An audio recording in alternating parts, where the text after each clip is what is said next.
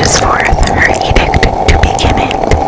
In gentler tones, Secunda hopes there will be nonsense in it, while Tertia interrupts the tale not more than once a minute. Anon to sudden silence one, in fancy they pursue the dream child moving through a land of wonders wild and new, in friendly chat with bird or beast, and half believe it true. And ever as the story drained the wells of fancy dry, and faintly strove that weary one to put the subject by. The rest next time, it is next time, the happy voices cry. Thus grew the tale of Wonderland, thus slowly one by one, its quaint events were hammered out, and now the tale is done, and home we steer, a merry crew, beneath the setting sun. Alice, a childish story take, and with a gentle hand, lay it where childhood's dreams are twined, in memory's mystic band, like pilgrims withered wreath of flowers, plucked in a far-off land.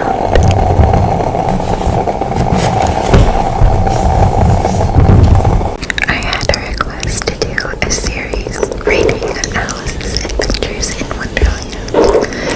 If you want to check out the video that I posted reading the introduction, feel free. Chapter 1, Down the Rabbit Hole.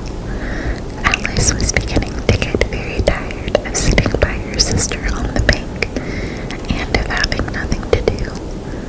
Once or twice she had peeped into the book her sister was reading, but it had no pictures or conversations in it. And what is the use of a book, thought Alice, without pictures or conversations?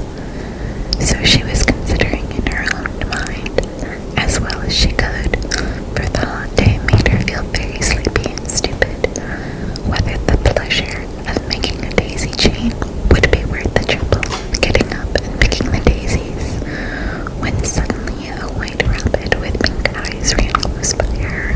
There was nothing so very remarkable in that, nor did Alice think it so very much out of the way to hear